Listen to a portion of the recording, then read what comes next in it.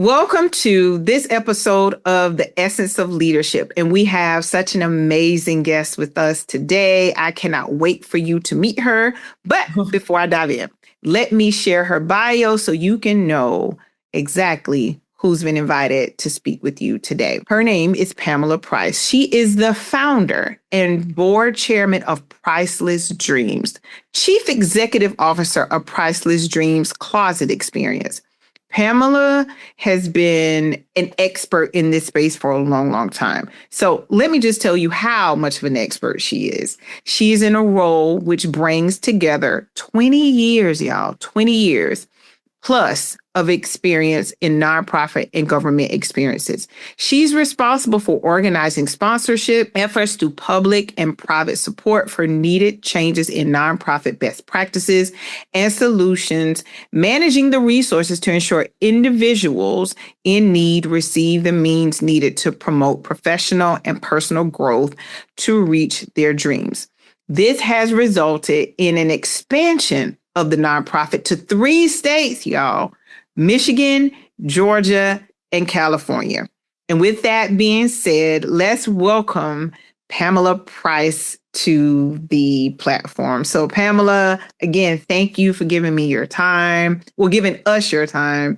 And I'm excited to have you here today. Oh, I'm honored to be here. Thank you. Thank you for the invite. You're welcome. So let's just jump right in. So the topic I wanted to address today was the pivot, right? And the pivot in leadership, the pivot in career space. And pivot for me is an acronym. So let me tell the folks what that is before they be like, what is pivot? Pivot stands for perspective in understanding how people interpret change. It also stands for intention, identifying breakdowns in communication alignment gaps. Values, ensuring that, if you're working for a company or even the government space, that there's alignment between the individuals and the organization. And ownership, understanding who owns what lines of communication, and all of the things, because people walk away with so much uncertainty, including the employee and the client. And then transformation, understanding that we want to measure our actions, how we're responding to change and outcomes, because if you can't measure it, you can't go back and modify to see what actually works for you. So, right. With that being said, Miss Pamela Price, Yes. I want to let the audience know that you, of course, are over Priceless Dreams, but you were a former employee of Oracle with all of the change that recently happened. So with that being said, this may be a loaded question. What do you think that leadership could do better in responding to, and I'll say drastic change like that? Well, first of all, leadership has a responsibility to communicate to its employees changes that goes within an organization that impacts not only the employee themselves, but the overall organization and its clients. Mm-hmm. And so with that, it's all about the communication, right? The 3 C's: clear, concise, and consistency with the communication, which is very, very valuable for all involved. And so with that being said, employees want to know if they're going to be impacted.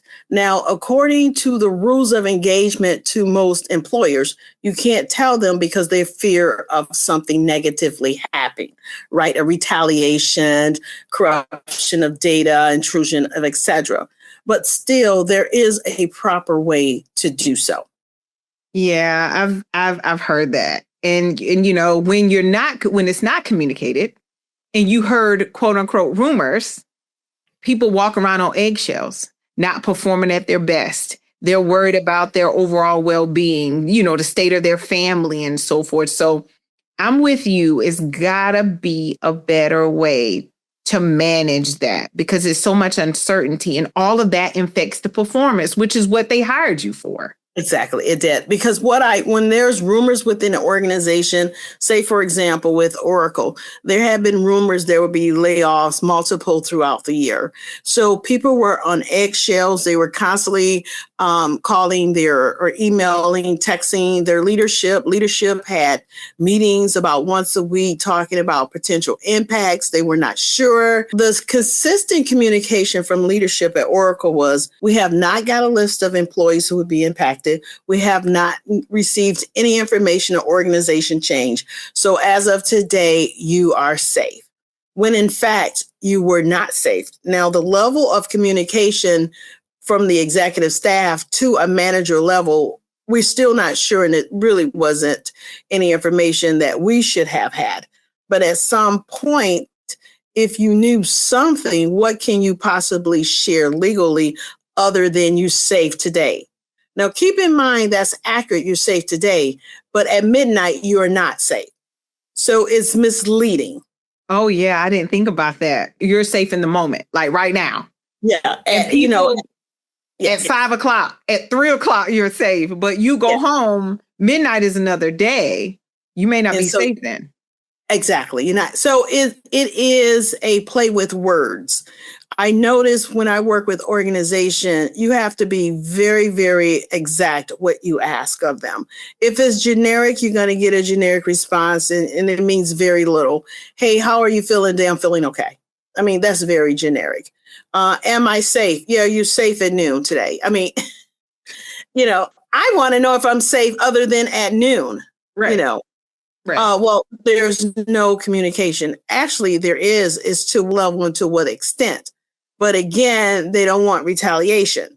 So what can be done to help in this situation? First of all, if you are being let go, I don't think it's proper, especially people who've been there, years of service, to receive an email 6 a.m. and say you're no longer employed. You can't speak to anybody. You can send an email to HR and make it very limited in this text. You know what? I know they don't owe us anything, but you can do a little better respectively wise and from an ethical standpoint. Right. So when you think about your own experience, you were at Oracle for a very long time. What was that like waking up to getting that email when you know that next day you planned to log on to do your work as you typically would do? Absolutely. One of the situations that occurred was you received the email, you were immediately locked out. The second one was you received the email and then leadership called you.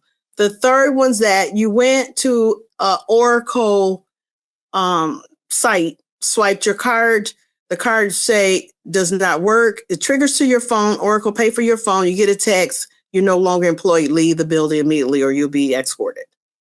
So there were different scenarios. In my scenario, I received the email, but I was able to contact my clients throughout the day. I was able to talk to leadership. And so I was able to have a closure because even though it was abrupt with the email at 7:10, I was able to still communicate with all my friends at Oracle, my colleagues, leadership, my clients, clean up my database. So I was able to do quite a bit, whereas majority were not able to do anything. When you think about just in regards to, I want to say dealing with change, right? Like how big, and I'm totally speaking to your experiences. Sure. How was change management integrated into the overall professional development that you guys are exposed to, or was it not like integrated in there? It really was not integrated in there. But as far as for my leadership style and me having founded a nonprofit and working with other government agencies, change is always going to occur. And sometimes change can be at that spot of the moment. So for me, change, when I first heard the rumors, I started immediately making changes. Transitioning my funding to different investments, start gearing towards more of my nonprofit, setting up expanded services. So I immediately wrote a change management plan and started implementing at the onset of hearing rumors. So everyone is not a change management type of person. And so it can have a negative impact. Right. And one key thing that I heard you say in there is that the change didn't happen overnight. It was a progression for you. And I know you mentioned being in Detroit. So I can tell, and I know you've done some work with Michigan State. I know you do some work with the alumni. I think I was still in corporate, Pamela, when I took a change management course through Michigan State University. And at the time I was of course, in corporate, and we were going through changes. And I remember taking that course, getting the certificate, coming back to my leader at the time and saying, hey, I know we got this change going on. This is what I learned. And I was still in the class, right? Sharing nuggets that was helping our team. Now, did I have the power to implement the change management strategies? No, but I took them to my leader at the time, and some of them she took, and some of them she didn't. But I kept thinking, what if nobody had any insight? How much more challenging would it have been to deal with change? Because to your point, it has to be communicated. And people may not buy into it all at once, but what people do want to know, Pamela, and you hit on that earlier, is they want to know what's happening. As much as you can tell them, they want to know. And because it makes it easier for them to show up and be the best employee that they can be in that time of uncertainty, if that makes sense. It does. It does. It does. And then you see there's subtle hints within an organization when changes is coming. Reorgs start happening. Okay. Why is it reorg? Who's reporting to who? We're not sure. So, there's people who are not aligned with the organization change. So obviously, they are no longer employed.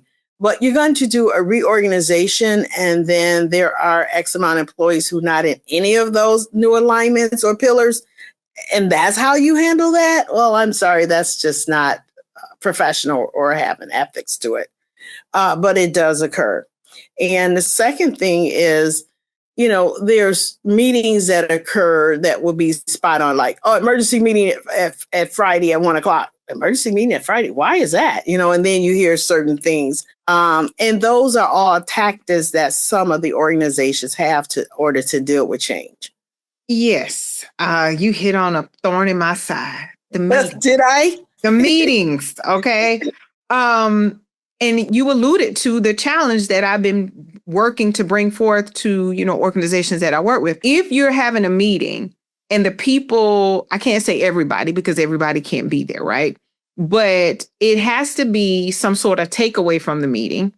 And it needs to be the people who can make decisions or who have been given the agency to make decisions. They need to be in the meeting, and it needs to be an agenda, because you go to this meeting and you can probably attest to it. When these changes are happening, you got people in there who have absolutely not 1 ounce of power. And then the meeting becomes a meeting about the meeting.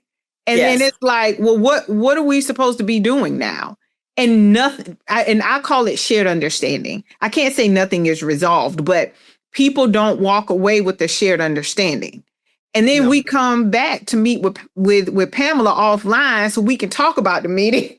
And what if we just laid out what we wanted to talk about and we sent the agenda? Everybody has whatever they're supposed to contribute.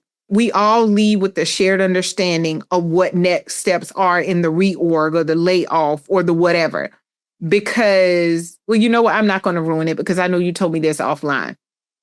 You mentioned when you got laid off, and you alluded to a little bit earlier, your clients were still calling you. Yes, they were. Yeah. And my clients were calling me. They had no idea. And they go, well, when did this happen? And I said, well, you need to talk to my leader.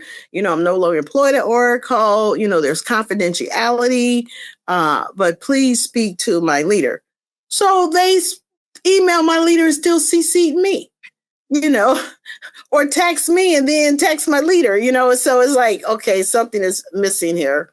And so, without telling the least your customers that your project manager, product manager, or your technical support is no longer there versus they're finding out that I don't have support. And so whatever issues I have, a set of ones, oh, well, I got production issue. No client can access my database. Okay. You don't have a technical person, so wait 3 days. That's not acceptable. Yeah. And that goes back to what I was saying, right? When you're making these plans, the person who has the ability to reach out to the client per se, right? To communicate with them, a lot of those people are not even included at times. And then this whole thing rolls out and then you have chaos because again, Yes. we don't have shared understanding of what is supposed to happen. No. But that's my soapbox, Pamela, that I could go on and on about that. So no, it's okay because this is all relevant. It's all relevant. So the thing that I'm wondering about is the day you got the email, yes, you were upset. You were probably floored. What was it like to make that, what I call the pivot, to start focusing on Priceless Dreams? Well, one thing is I adapt to change very well. I've changed careers, multiple change. I have changed to other organizations. I have changed many environments, changed friends. So change is a part of me in what I do and execute change. And as a project and product manager, I implement change management plans. So it still does not feel good to get an email at an instant to say you're no longer employed. You got to do something else at this point in time of your life with no idea that is going to happen. And so once they told me that, I said, okay, let me at least let my customers know and thank my leadership. I thank them. I called and thank them for my time at Oracle. And then I switch gears and say, I got to get my nonprofit at another level because I'm no longer at Oracle. So there was a lot of dynamics going on that day, that whole week or 2 weeks. A lot of change and a lot of dynamics because it was abrupt change, unplanned change. And sometimes that could be a challenge. Absolutely. So one other thing I'm wondering about too, for all the time that you were at Oracle, Priceless Dreams has been around for some years. Yes. So what was that like to go to work, build a network, build a nonprofit? Like, how did you manage that? Well, I have to manage not only change, but time because I'm a time manager. And so I had strategically every week build out a calendar. Here's when I work at Oracle. Here's when I do my nonprofit. It was a challenge in a sense. Sometimes there was time conflict. So I told Oracle I'm not available because my nonprofit, I wanted to make that a priority. I didn't say it, love, but Right. But also it was a 7-day-a-week work day. It wasn't a work-life balance. Mm-hmm. So one of the things when I was let go of Oracle, I thanked my leadership and I said, now I can have a work-life balance. Before I did not have it. And so Oracle leadership thanked me. They said they were not surprised because they knew my temperament, but they wanted to reach out, but they didn't know how because how it was done. And I said, have no fear, have no worries. Thank you for the time. I'm going to focus on some other things, changing careers again. I have changed before. When you guys contacted me, I was changing careers. So I'm changing careers again, and that I'm just going to move forward and have a nice day. And my journey was much the same when I was in corporate, still working my business. You're right. There was not a 9 to 5 that didn't exist. It was, I go to work because this is my sponsor, right? This is how I live, right? And my business, I'm still trying to build it, right? It was in its infancy stages. And much like you, it was 7 days a week, like building out the calendar, still doing all the professional development, changing, like you said, making the necessary connections, expanding our environment, learning things that will make your business run more smoothly. And that's a process. It's a major process that takes time to digest. Yeah. Yeah. Now, we've alluded to Priceless Dreams. Now, you got to tell the audience about this passion project that tugs at your heartstrings. Oh, my God. I have such a passion. I've always liked helping people since elementary school. They call me the teacher, the parent, my peers. That's what they say. And so I always felt like people struggled in different areas, whether it's reading their environment or challenges that they had. So I wanted to reach out and say, what can I do as an individual to help people? And as time progressed, I was at the state of Michigan. And they said, Pam, you know what? You're always helping people. Why don't you make it legal? Why don't you just do a nonprofit? The state of Michigan, some of the employees said that. I said, okay, then that's what I'm going to do. So I started my nonprofit from there and started building it. The core of the nonprofit, from what I see, how kids struggle and young adults, I wanted to first encourage and inspire. Because sometimes there's a lot of self-esteem issues because of bullying. I hate to say that, Right. but it is and it's real. Right. And so when you have certain issues along with bullying, you don't want to read or write. You don't want to attend school. And so if I can help remove barriers, help with mentoring, help with anti-bullying, to get to your core structure so you feel and have the passion to learn, because there's obstacles that prevent you from learning. So that's what Priceless Dreams is about, removing obstacles so that you can move forward and strive for excellence and reach the stars. Awesome. Now, I read that you do, of course, financial literacy. You do a lot of professional development with these with the youth started at a very young, right? Teaching them 5 years old.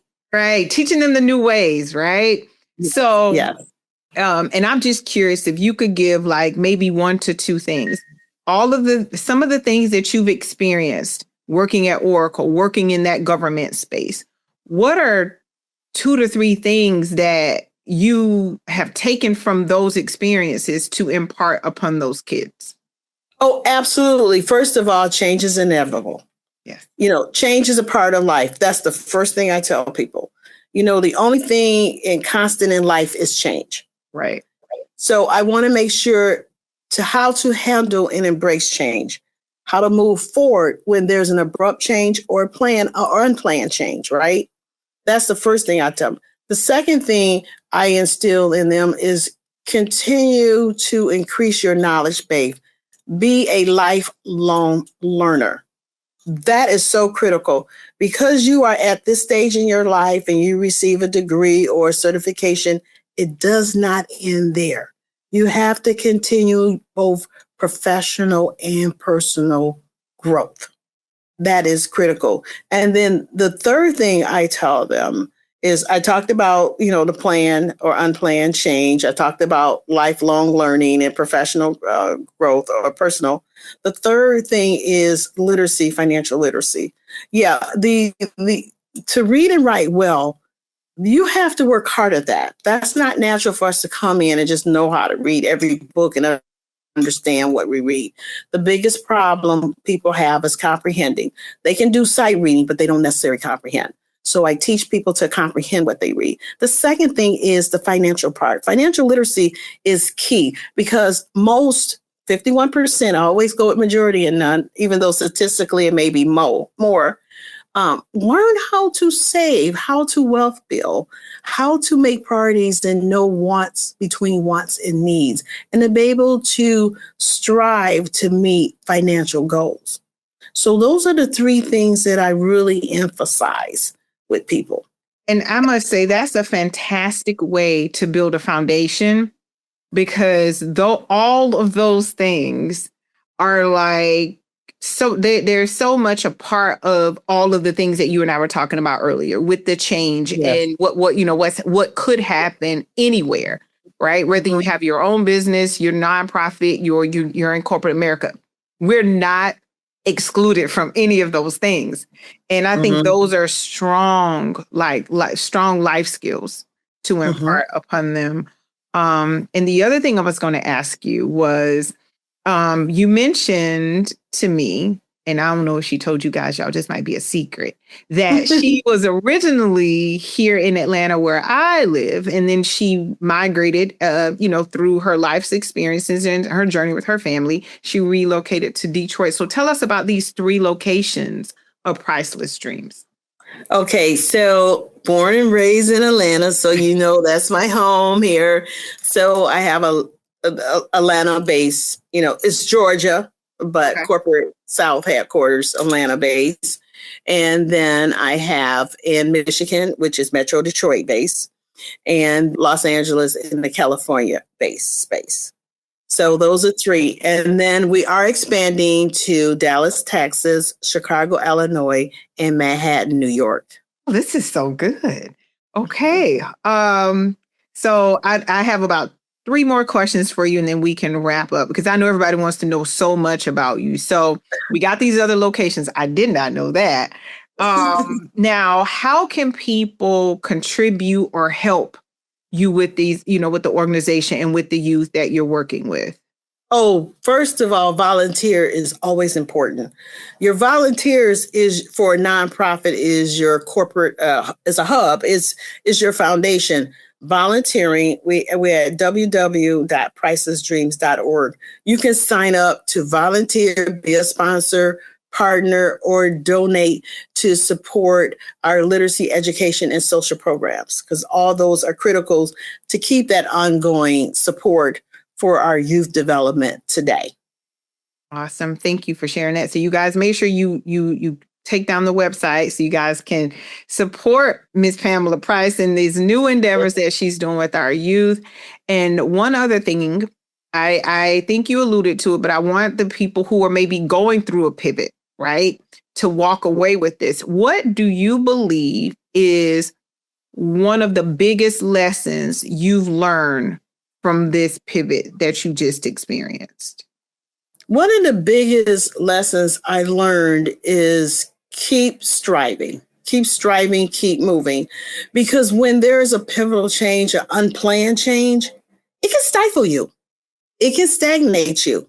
You can sit and it can be a year and you're like, why haven't I moved? It's been a year. Because of the shock value could lead to depression.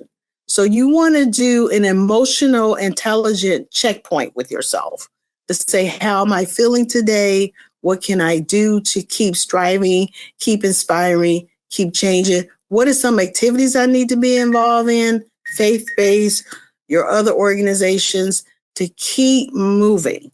That's a lesson learned. Whatever you do, get a journal and write down how you feel today, why you feel that way, what are your goals, and are you striving to meet those goals, and how are you going to meet those goals? I could echo that sentiment. And I know you and I were talking offline where I've spoken with so many people, different organizations, same challenge though. And as I told you when you and I initially spoke, that my heart goes out to people who have lost their jobs due to a reorg, a layoff, and how they lost their job too. As you said, the emails, the abrupt change.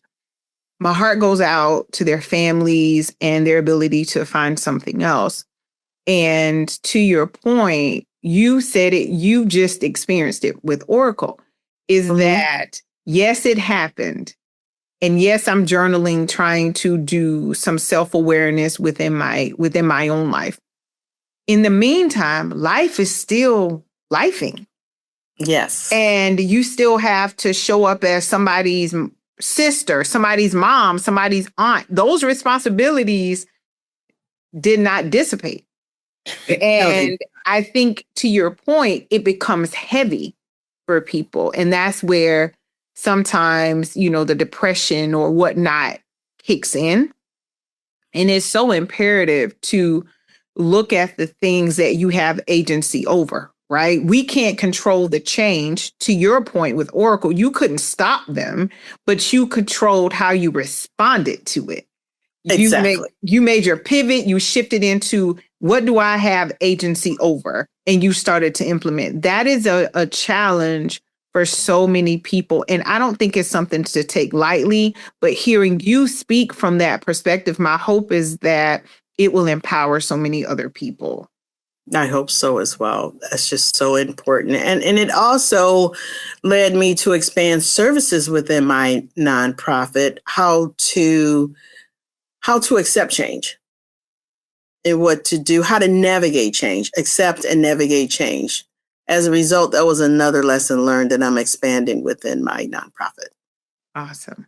Now, as we wrap up, we got an event coming, and I don't want the people to not know about this event that's happening in June. So I'll let you share the details.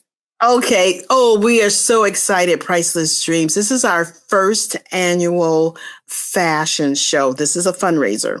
And the critical key piece is this is to have the students and individuals to know the appropriate dressing for the different occasions, whether it's for interviewing, whether just having visual business casual, you have an event you got to go to, evening attire, because one of the things we do, we teach etiquettes. And so when you're sitting at a dinner table, how to enter, how to exit, how to navigate using the fork spoons, going through the 5-course meal, how to even dress.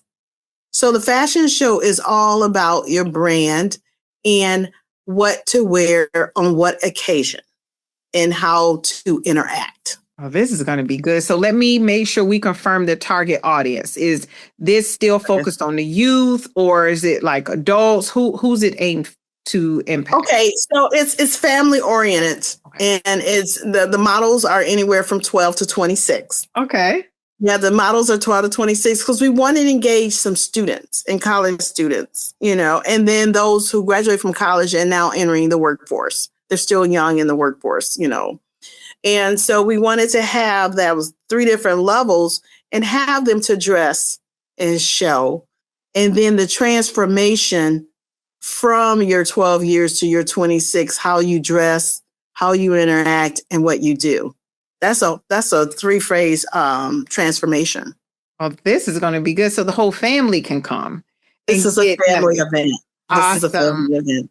This sounds like it's going to be an extraordinary event. So before we wrap up, if you don't mind, please share with the audience how they can find you, make donations, sponsor, come to the event if they want. Yes. Let me tell you. Okay, pricelessdreams.org, www.pricelessdream.org. We have the event on site there. We got the flyers there too because it's a big event. It's at the Capitol Theater in downtown Flint. Also social media, Priceless Dreams on Facebook, Instagram, TikTok, YouTube. And so follow us, like and follow, comment, on our social medias. We always post and stuff. And then you can always inbox because we always giving out information. We're giving out information on best deals, when the best time to buy a car, when JCPenney have their penny deals. That's how they were founded.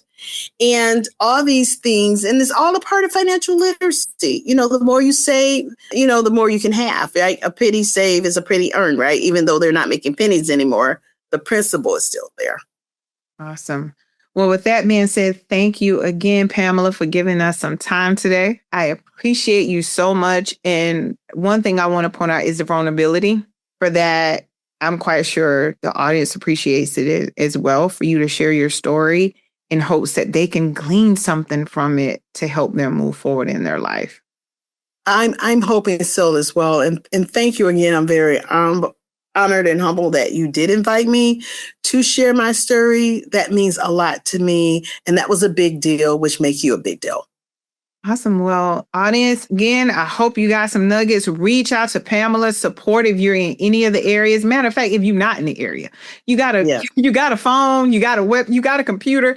Go to the website, support her in this endeavor as she works with so many emerging leaders. And you guys stay tuned. Until next time, continue to have more out of your life. Goodbye. See you next time. Bye.